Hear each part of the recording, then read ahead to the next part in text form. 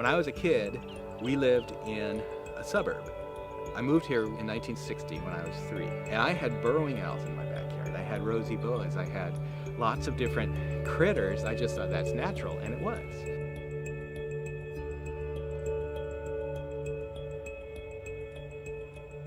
Southern California is a southwest corner of the United States. Mexico is just a couple of miles from where we sit, and we're part of the National Wildlife Refuge System, and that is a federal complex of lands in all 50 states and in many territories across the Pacific. Our motto is wildlife first. So we exist to protect endangered species, migratory birds, and native plants and animals, and to conserve the biodiversity. Our refuges are truly refuges. The city, the urban environment has closed in around them. This marsh that I'm sitting in front of historically was treated as a waste. It was a dumping ground. It was cut up and manipulated at our wishes because it was convenient for us to do one thing or another. And we've slowly come to realize that habitats like this are not just important for the endangered species and the other things that can live here. They're also important for us because these marshes and wetlands maintain the ecological health of the systems that we depend on.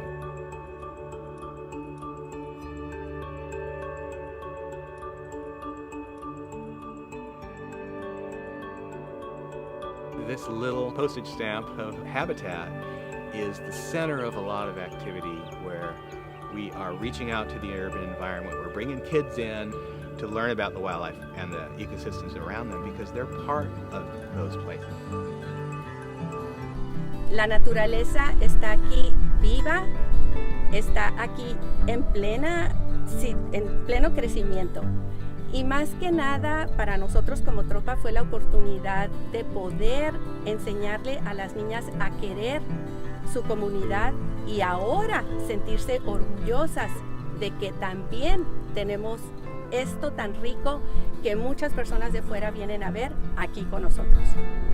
Ven las fotos de los tiempos de antes, que no había nada, era pura tierra, y que las niñas plantaron árboles pequeños, como de ni siquiera un pie de altos, y ahora son unos arbustos increíbles. Entonces, eso hace que crezcamos como personas, porque no hay letreros que lo dicen, pero nosotros lo hicimos.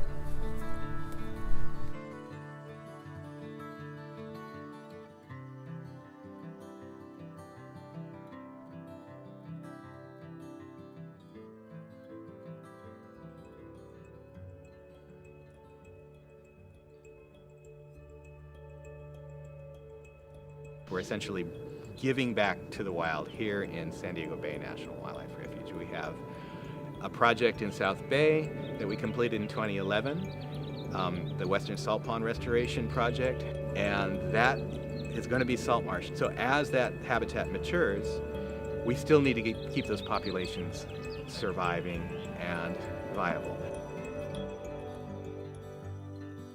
Nothing winks out on our watch. These are truly endangered species that we're working with, and we're managing for the survival of endangered species here. We have environmental education here at the Living Coast Discovery Center and at the Tijuana Estuary Visitor Center here in San Diego.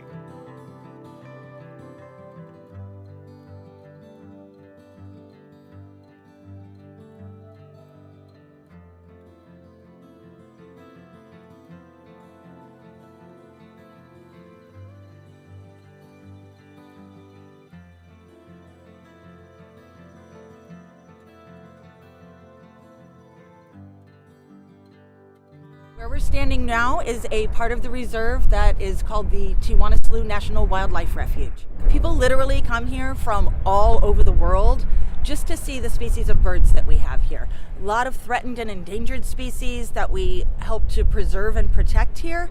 Another reason that this area is important is because this is an estuary where a lot of species thrive. We try to enlist the help of the locals here, the people who live here in IB and who care about this area in lots of different ways, both in our volunteer program and just in reminding them that this is a sensitive area and that when they walk their dogs on the beach, it's really, really good for them to keep them on leash, especially during nesting season, so that they don't bother those nesting birds who are having a hard enough time trying to just find a place to nest and raise some young and hopefully bring those species back from the brink.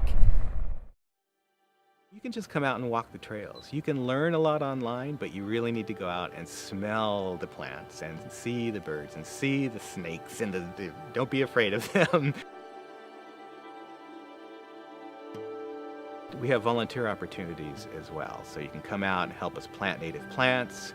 You can help us pick up trash. Unfortunately, we get a lot of debris coming in at the high tide. And there's just opportunities to come out and be with nature and remember that we're part of a greater whole.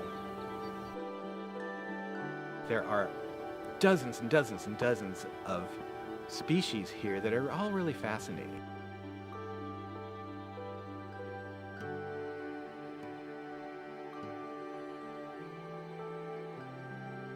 And here we have a lot of little animals that are really close.